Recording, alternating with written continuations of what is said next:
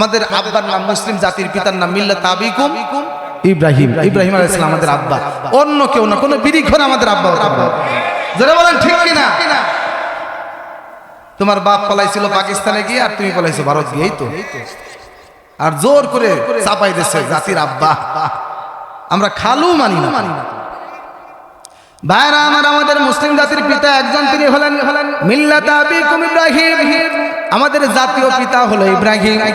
ইব্রাহিম আলাইহিস সালামকে একবার তার বাহিনী ডেকে বলতেছে, লম্বা ঘটনা সংক্ষেপ করে সারদাস বলতেছে, নির্যাস লোকেরা ডেকে বলতেছে, তার বন্ধুরা বলতেছে, ইব্রাহিম আজকে আমাদের বাৎসরিক পূজা মেলা অনুষ্ঠান হচ্ছে, চলো আমরা পূজা দিতে যাই। ইব্রাহিম আলাইহিস সালাম বললেন, ইন্নী সাকিম, আমি অসুস্থ, আমি যাব না, তোমরা যাও।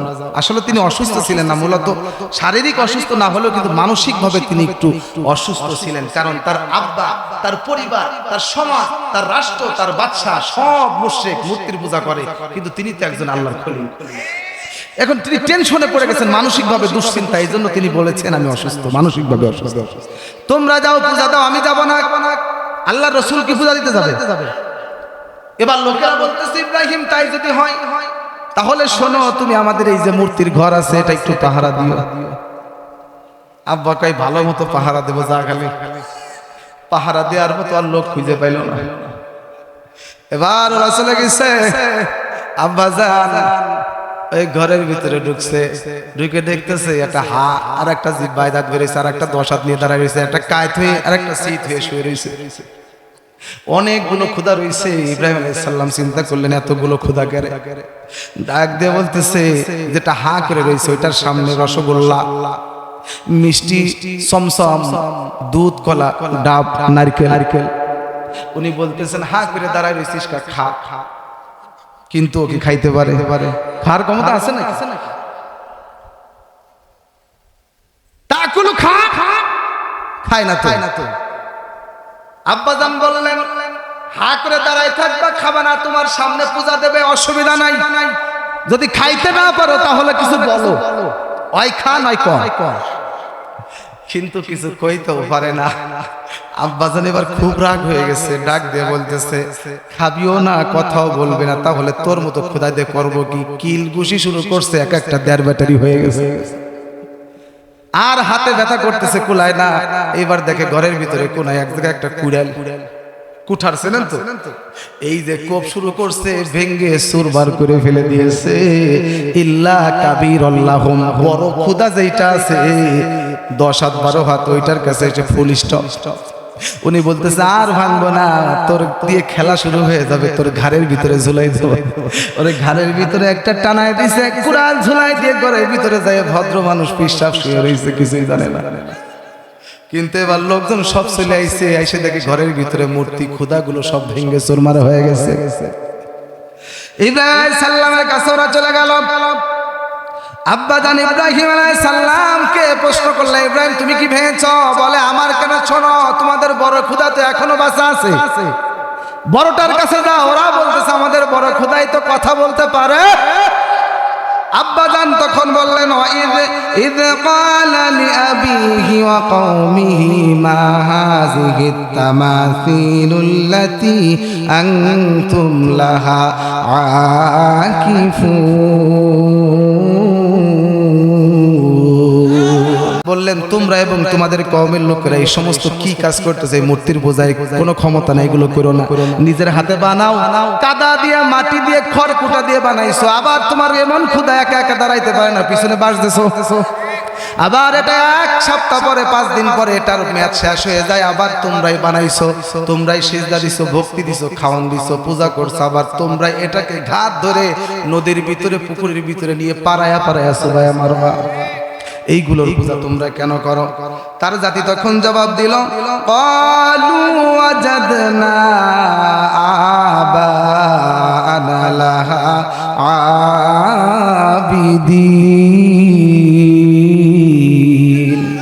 ইব্রাহিম রে, আমরা এমনি পূজা করি না, আমাদের বাপ চাচারা করে আসতেছে, পূর্বপুরুষরা, এই জন্য আমরাও করতেছি। এটা কোনো ভালো মানুষ, বুদ্ধিমানের পরিচয় না।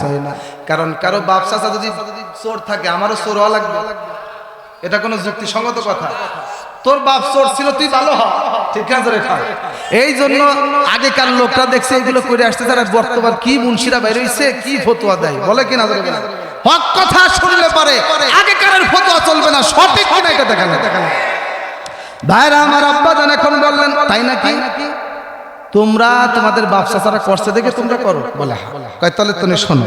তাই যদি হয় তাহলে ক্বালু ওয়াজাদনা আবানা লাহা আবিদিন ক্বালা লাকাদ কুনতুম আনতুম ওয়া আবাউকুম ফি দালালিম মুবিন। দলালি মুবিন, স্পষ্ট ভণ্ড তোমরা, গুমরাহ। তোমাদের পূর্বপুরুষরাও গুমরাহ ছিল, যদি পূজা করে থাকে আল্লাহ বাদে অন্য কিছুর, তারাও গুমরাহ, তোমরাও কি। আচ্ছা আব্বা জানতে যখন এই কথা বললেন তখন তার পিছনে কি 100-1000 লোক ছিল, অনেক শক্তি ছিল, একা দাঁড়িয়েছিলেন। ইন্নাল্লাযীনা ক্বালু রাব্বুনাল্লাহ, এর উপরে যুবকেরা শোনো, ইসলামী আন্দোলন করব, কে আছে কে নাই, শক্তি প্রয়োজন নাই, একা একা আল্লাহর পথে সোজা দাঁড়িয়ে থাকবো। ঠিক কি বলো?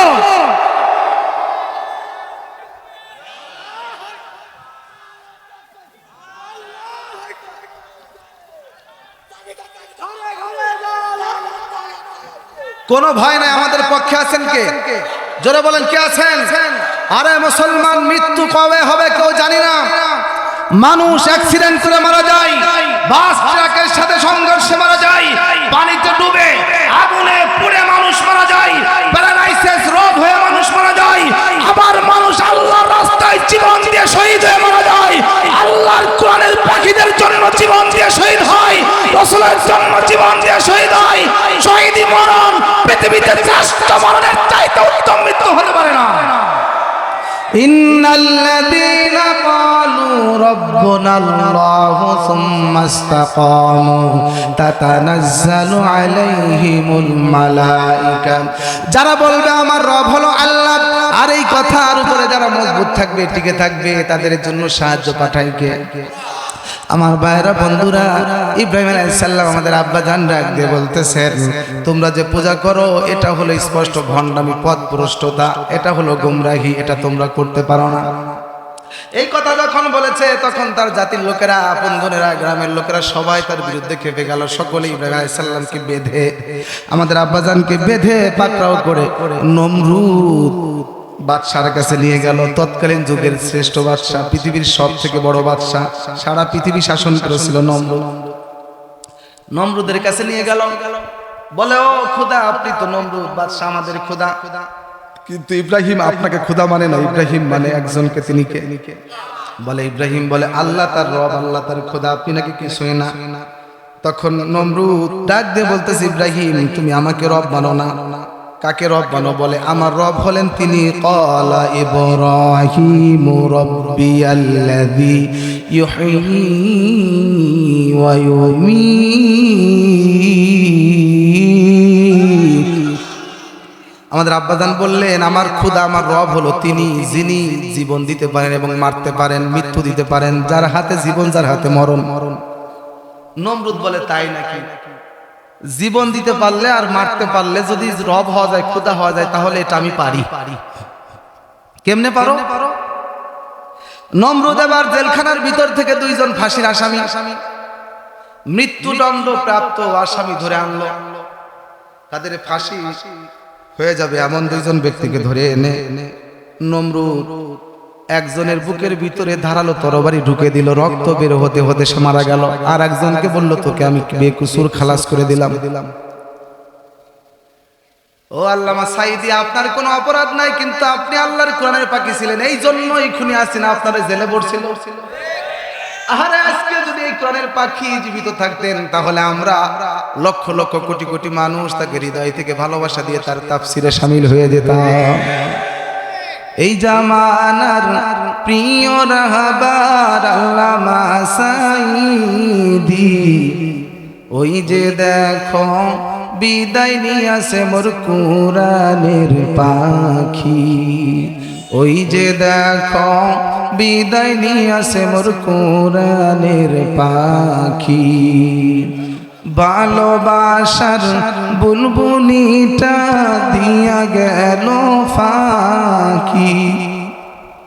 আল্লাহর কসম, জীবনে আমার সাথে তার কোনো রক্তের সম্পর্ক নাই, জীবনে সরাসরি মাত্র একবার দেখছিলাম, জীবনে তার সাথে আমার আত্মীয়তার সম্পর্ক নাই। তারপরেও যখন শুনলাম কোরআনের এই পাখি ইন্তেকাল করেছেন, চোখের পানি আটকায় রাখতে পারি না। এদেশের লক্ষ লক্ষ মানুষ, কোটি কোটি মানুষ চোখের পানি ছেড়ে কেঁদেছে। তোমার পতন কি এমনি হয়েছে রে বুবু? কোরআনের পাখিদের কষ্ট দিয়ে জীবনে শান্তিতে থাকা যায় না। বাংলার জমিনে তুমি বাদশা ছিলে, বাদশা তোমার কথার বাইরে কারো চলার ক্ষমতা ছিল না। এখন তোমার এই জমিনের 1 ইঞ্চি মাটিও তোমাকে আর জায়গা দেব না। ভালোবাসার বুলবুলিটা দিয়া গেল ফাঁকি, পারলে কি আর যাইতে দিতাম তারে আমাদেরকে সারি, পারলে কি আর যাইতে দিতাম তারে আমাদেরকে সারি। কত দুঃখ দিলি তোরা, কত পীড়া দিলি, কত দুঃখ দিলি তোরা, কত পীড়া দিলি, পারলে কি আর যাইতে দিতাম তারে আমাদেরকে সারি। আল্লাহুম্মা আমিন বলেন।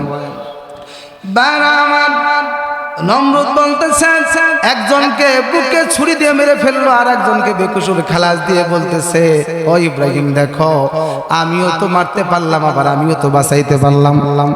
আব্বাজান এবার কিছুক্ষণ চিন্তা করলেন, যখন নমরুদ বলল আনা উহয়ী ওয়া উমীত, আমিও বাঁচাইতে পারি, মরতে পারি। এবার আব্বাজান বুদ্ধি করে বলতেছে, ক্বালা ইব্রাহিম ফাইন্নাল্লাহা ইয়াতি বিশ-শামসি মিনাল মাশরিক। আল্লাহু আকবার। শোনো নমরুদ, তাই যদি হয়, তোমার যদি এত ক্ষমতা থাকে, আমার আল্লাহ প্রতিদিন পূর্ব দিক থেকে সূর্য উঠায়।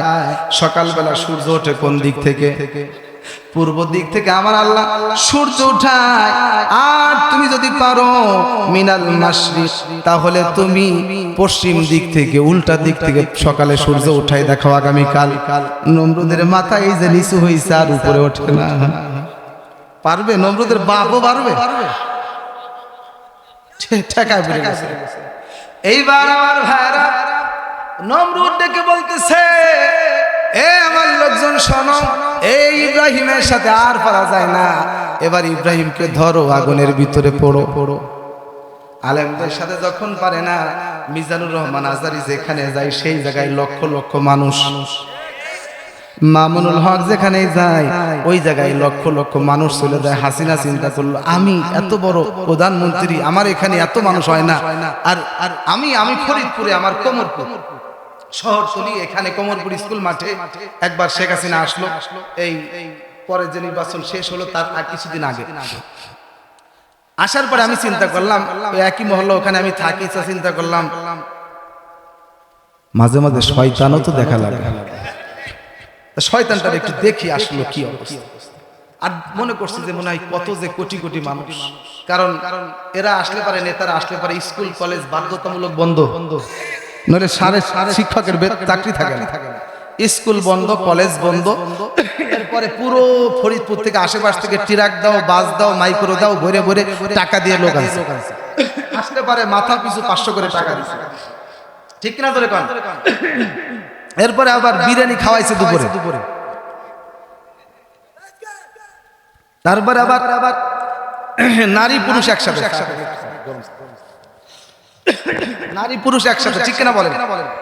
তারপর আমি যে দেখলাম, যখন উনি উঠেছেন, মাঠের মাঝখান দিয়ে ফাঁকা, সামনে কিছু লোক আছে, মোটামুটি 10-20 হাজার লোক হবে, 20 হাজারের উপরে হবে না। এরপরে পিছন দিয়ে রাস্তাঘাটে কিছু ঘুরে, আর মাঝখান দিয়ে অনেক জায়গা দেখলাম, স্পেস দেখলাম ফাঁকা। আর আজহারী যদি আসে, ওই যে মাঠ, ওই মাঠে 10 গুণ মাঠ হলে পারো বাংলাদেশে ভরে যায়। মামুনুল হক চিনেন? নাম শুনছেন? আরে বাংলার জিন্দা শাহজালাল, এই এক চিজ আল্লাহর পক্ষ থেকে রহমত, সুবহানাল্লাহ। যার হুঙ্কার শুনলে ওদের হৃদয়ে ভূমিকম্প সৃষ্টি হয়। আমাদের ঐক্য হতে হবে। জামাত, হেফাজত, চরমনাই, ভেদাভেদ ভুলে যাও। হাতে হাত রাখো মুসলমান, জয় চরমনাই, কে কওমি, কে আলিয়া, জামাত হিফাজত কওমিয়া, ভেদাভেদ ভুলে দাও, হাতে হাত রাখো। বাংলার জমিনে আলেমদেরকে চোখ রাঙিয়ে কথা বলার মতো দুঃসাহস কেন হবে না? ভাইরা আমার, বসেন বসেন বসেন। আর আমি বেশি সময় আপনাদেরকে কষ্ট দিব না। প্রায় আর 10-15 মিনিট ইনশাল্লাহ। আপনারা কি রাগ হচ্ছেন? এবার ইব্রাহিম এবার চিন্তা করলো, পারলাম না তো। নমরুদ চিন্তা করলো ইব্রাহিমের সাথে আর পারি না, সবকিছুতে পরাজিত। এখন বলতেছে ইব্রাহিমকে হত্যা করা লাগবে, আগুনে পোড়া। ভাইরা আমার, বিশাল বড় গর্ত করা হলো, চুল্লি বানানো হলো, চুলার ভিতরে গাছের গুলি দেওয়া হয়, কাঠখড়ি দেওয়া হয়, আগুন জ্বলতেছে। আগুন জ্বলতে জ্বলতে অনেক উপরে চলে যায়। 2-3 কিলো উপর থেকে যদি একটা পাখি উড়ে যায়, এই পাখিটা পর্যন্ত পুড়ে চুলার ভিতরে পড়ে যায়, এত তেজ হলো। আব্বাজান ইব্রাহিম আলাইহিস সালামকে এবার আগুনের ভিতরে ফেলে দিবে, কিন্তু চরকি ধরে এতই ঘোরায়, এত চেষ্টা করে, কিন্তু চরকি আর ঘুরে না। ইব্রাহিমকে ফালানো যায় না, চরকি উঁচু হয় না। ইবলিস শয়তান রাস্তা দিয়ে হেঁটে যায়, নমরুদকে ডাক দেয়, বলে নমরুদ রে, কিয়ামত পর্যন্ত এইভাবে চেষ্টা করলে ইব্রাহিমকে আগুনে ফেলতে পারবা না। কি করব রে? ইবলিস শয়তান ডেকে বলতেছে, নমরুদ তোমরা সবাই তো উলঙ্গ হইছো, নাচানাচি করো, অশ্লীল হয়েছে, কিন্তু ইব্রাহিমের পণ্যে এখনো কাপড় আছে, পায়জামা আছে। নমরুদ রে, এই ইব্রাহিমের চরকির নিচে হাজার হাজার রহমতের ফেরেশতা ঝুলে আছে, তারে আগুনে ফেলতে দেবে না। আর সে আজিমের ভিতরে কম্পন শুরু হয়েছে। তোমরা যদি পারো, আমি বুদ্ধি দিয়ে যাই, এই ইব্রাহিমের কাপড়টা খুলে ফেলে অলঙ্গ করো, তাহলে রহমতের ফেরেশতা লজ্জা পেয়ে চলে যাবে, আর তোমরা তাকে আগুনে ফেলে দিতে পারবা। পায়জামার বনটা খুলে, হাত বাঁধা, পা বাঁধা, আমাদের আব্বাজান মুসলিম জাতির পিতা ইব্রাহিম খলিলুল্লাহর পায়জামার বন ধরে টান দিবে, খুলবে। কে খুলবে? কেউ সাহস পায় না।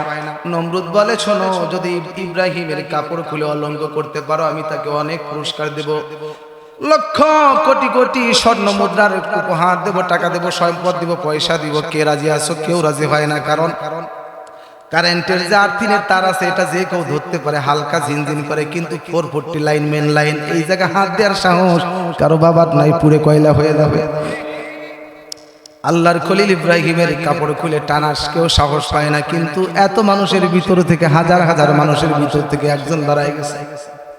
ডাক দিয়ে বলতেছে, ও বাদশা নামদার, টেনশন করবেন না, চিন্তা করবেন না, আমার সন্তান ইব্রাহিমের কাপড় খুলে অন্য মানুষ টাকা নেবে, তা কি হয় নাকি? আমি তারে উলঙ্গ করবো? নাউজুবিল্লাহ।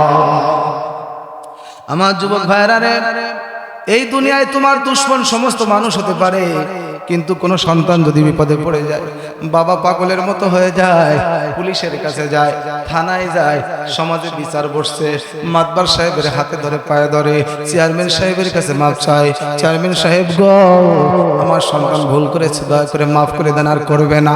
পৃথিবীর সব মানুষ তার বিপক্ষে যেতে পারে, আব্বা তার পক্ষে থেকে, কিন্তু তোমার আমার পিতা ইব্রাহিম খলিলুল্লাহর নিজের আপন আব্বা তার বিপক্ষে, কেউ তার কাপড় খুলতে সাহস পায় না। নিজের বাবা হাজার হাজার মানুষের ভিতরে তাকে উল্লঙ্ঘ করার জন্য দাঁড়ায় গেছে। ইব্রাহিম খলিলুল্লাহ এবার ডাকতে বলে, বাবা, এই দুনিয়ার সব মানুষ আমার বিরুদ্ধে গেলেও দুঃখ ছিল না। এরে বাবা, আগুনের ভিতরে ফালায় পোড়ায় মারলে আমার মনে কোনো দুঃখ লাগবে না, আল্লাহর জন্য জীবন দিয়ে দিব। কিন্তু বাবা গো, তুমি ভালো করে জানো আমি বড় লাজুক মানুষ, লজ্জা পাই। এ হাজার হাজার মানুষের ভিতরে তুমি আমাকে যদি উলঙ্গ করে দাও, আমার বড় শরম, আমার লজ্জা লাগে, আমাকে তুমি এমন কাজ করো না। বাবা বড় নাফরমান হয়ে গেল, নিজের আপন বাবাও কথাটা শোনে না। ইব্রাহিম খলিলুল্লাহর পায়জামার বনটা ধরে টান দিছে। আব্বা জান চক্ষু দুইটা বন্ধ করে একটা ডাক দিছে, মালিক, ওরে আমার আল্লাহ, তুমি কি তাকে দেখবা না? আমি তোমার ইসলামের জন্য, তোমার দ্বীনের জন্য, তুমি মালিকের জন্য আমার লজ্জা দেয়, আমাকে শরম দেয়। আল্লাহ গো, আগুনে পুরাইলেও দুঃখ ছিল না, আমাকে হাজার মানুষের সামনে বেইজ্জতি করে আমি কেমনে সহ্য করব? আয় আল্লাহ, তুমি কি জান্নাত থেকে আমার জন্য একটা কাপড় পাঠাইতে পারো না? আমার মালিক আল্লাহ ডাক দিয়ে বলতেছে, রে জিব্রাইল যা যা জলদি করে যা, আমার খলিল ইব্রাহিমের জন্য এই জান্নাতের ভিতর থেকে জান্নাতি পোশাক নিয়ে ইব্রাহিম রে পড়ায়া দে। আগুনের ভিতরে ফালায়া দিল। সঙ্গে সঙ্গে আমার মালিক আল্লাহ ডাক দিয়ে বলতেছে, কুল্লা ইয়া নারু কুনি বারদাও ওয়া সালামান আলা ইব্রাহিম।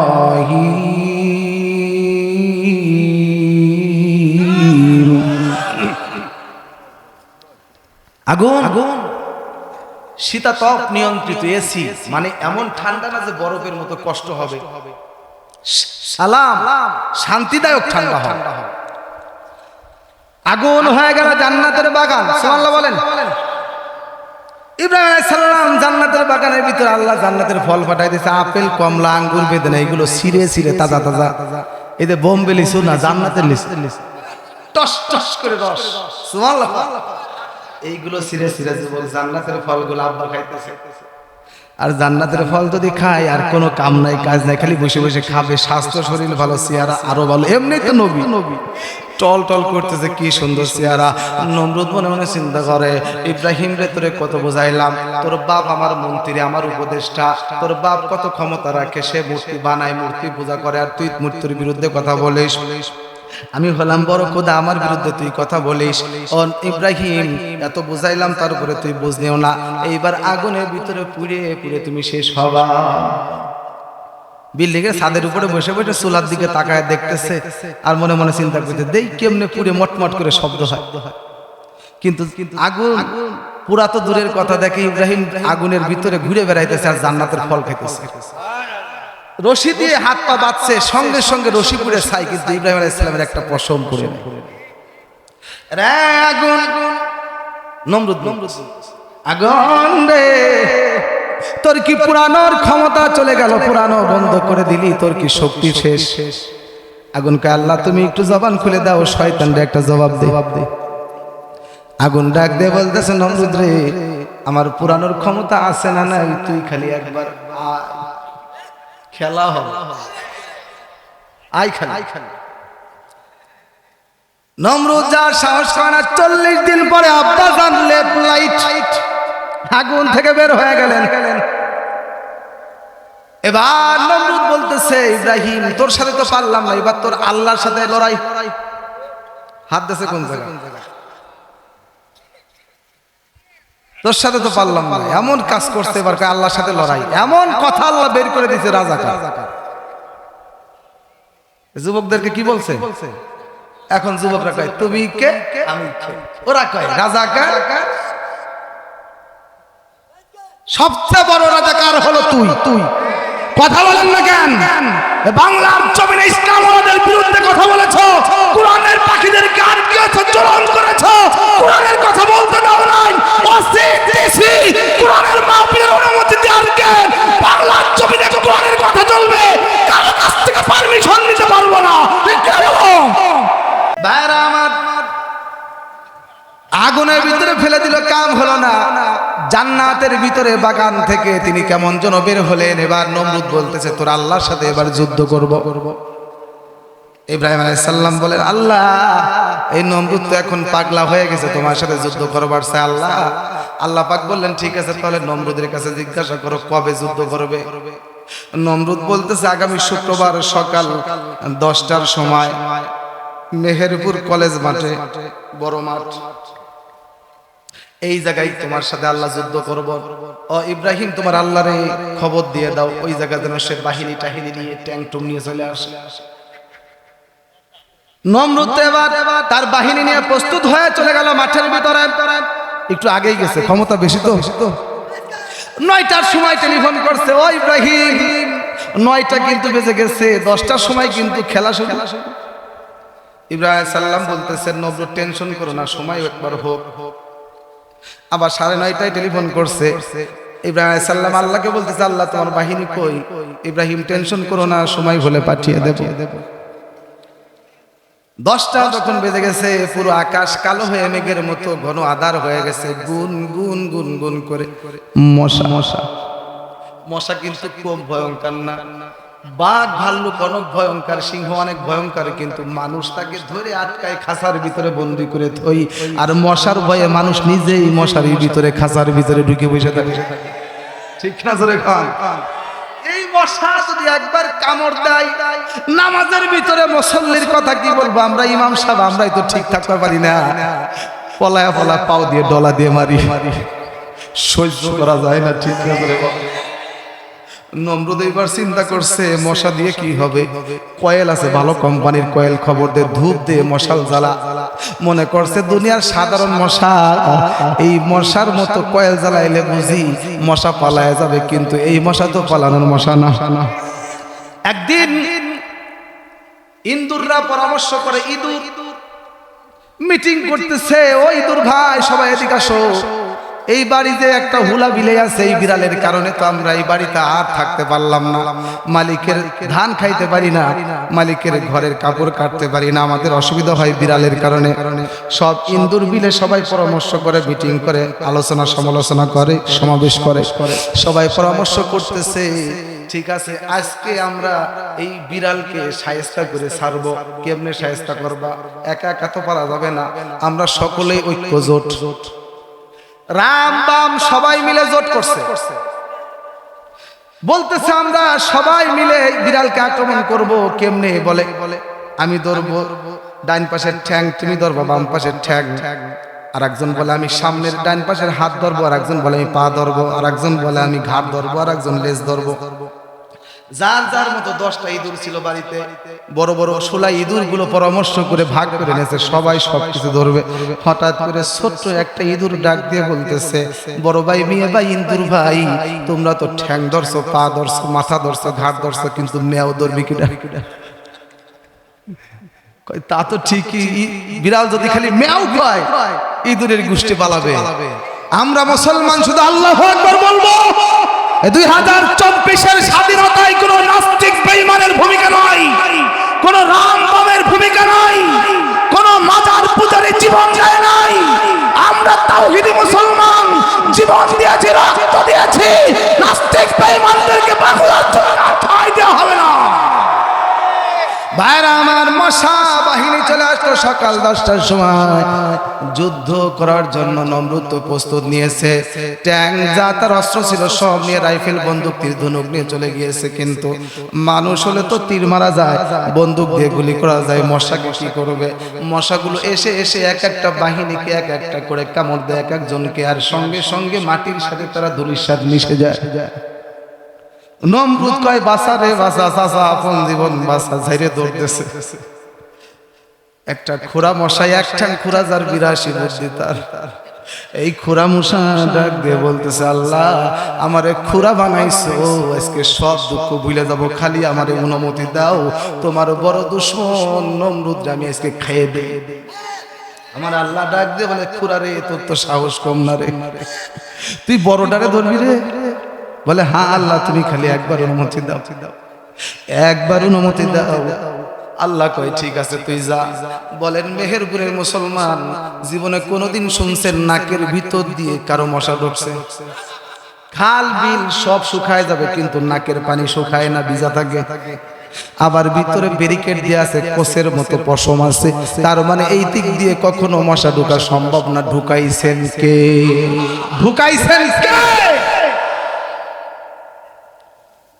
নমরুদের নাকের ভিতর দিয়ে সোজা একটা দৌড় দিয়ে মগজের ভিতরে, মস্তিষ্কের ভিতরে বসে বসে আস্তে করে যখন ইনজেকশন দেয়, আলটা দেয়, তখন নমরুদ পাগলা কুত্তার মতো লাফায়। ডাক দিয়ে কই, খাদেম রে, আমার তো মাথার ভিতরে কেমন লাগে রে, পায়ে কামড় দিলে মশার যন্ত্রণা সয় না, আর আল্লাহর গজবের মশা তাও মগজের ভিতরে কামড় দেয়, সহ্য হয় না রে খাদেম, আমারে বাঁচা। বলে কেমনে বাঁচাবো চাচা? কয় আমার মাথার ভিতরে একটা থাপড় দে। থাপড় দিছে মশা, কয় ঠিক আছে। আবার যখন থাপড় বন্ধ হয়ে গেছে, তখন মশা আবার কামড় দিছে, থাবড়া। কয় খাদেম আবার থাপড় দেয়। এবার খাদেম কয় তোমারে কতক্ষণ থাবড়ানো যায়? কয় ফাও ফাও আর থাবড়াবো না। এই চোরের গোষ্ঠী যখন দেশের থেকে পালায় যায়, তখন দেখবেন অনেক দালাল ফাও ফাও টাকা কামাই করে নেছে। একটা নাস্তিক ছিল, আল্লামা সাঈদীর ফাঁসির রায় দিয়েছিল কালামানিক। এই মানিককে, এই রাজাকারের বাচ্চা, নাস্তিকের বাচ্চা ভারতে পালায় যাওয়ার জন্য দালালদেরকে 20 লক্ষ টাকা দিয়েছে। দালালরা 20 লক্ষ টাকা খাওয়ার পর মনে মনে চিন্তা করে, তোর টাকা খাওয়া শেষ, তোরে ঘুরোই ফিরোই আবার জায়গায় নিয়ে ধরাই দেব। ওয়ামাকারু ওয়ামাকারাল্লাহ ওয়াল্লাহু খায়রুল মাকিরিন।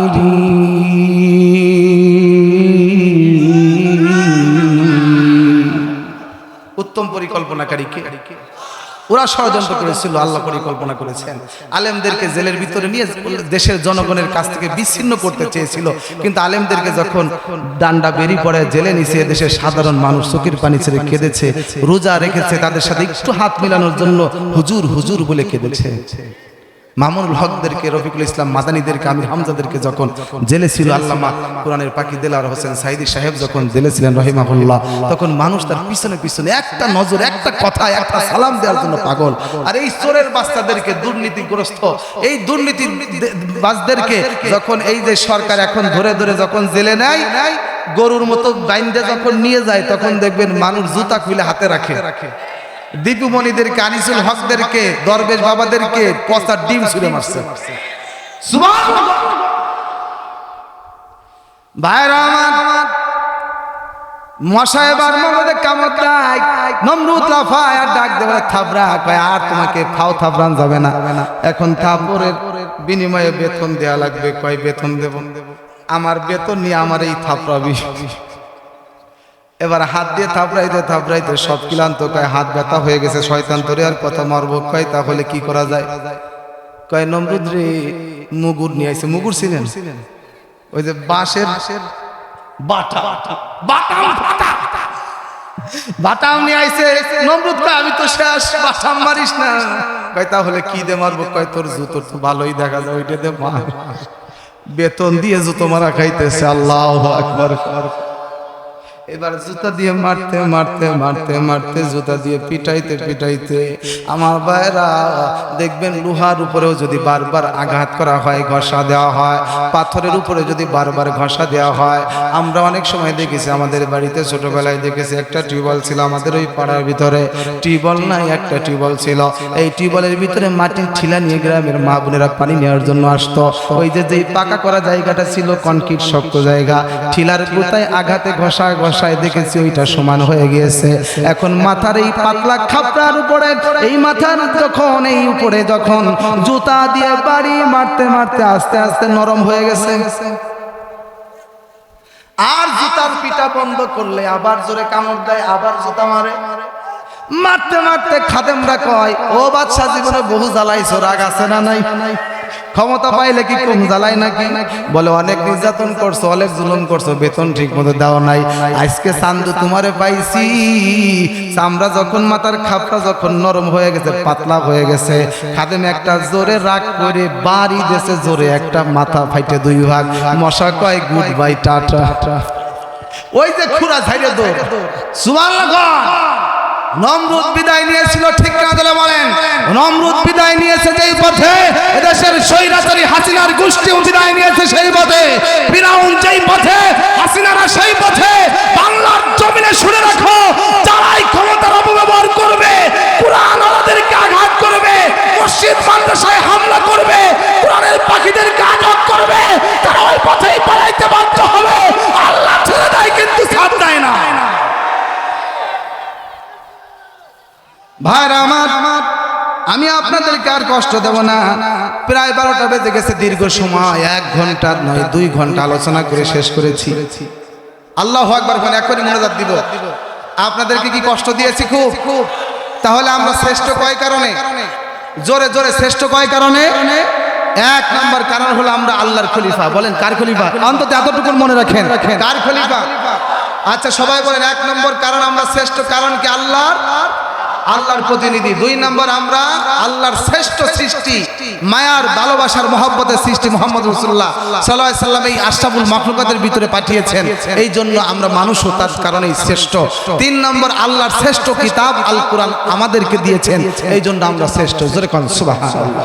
এই জন্য আল্লাহ তাআলা আল্লাহর পক্ষ থেকে যে আমাদেরকে প্রতিনিধি করে আল্লাহ পাঠিয়েছেন, শুধু নামাজ পড়ার জন্য, শুধু যাকাত দেওয়ার জন্য, হজ করার জন্য, শুধু রোজা রাখার জন্য পাঠান নাই, আল্লাহর জমিনে আল্লাহর আইন বাস্তবায়ন করার জন্য আল্লাহ আমাদেরকে পাঠিয়েছেন। ঠিক কিনা জোরে কোন।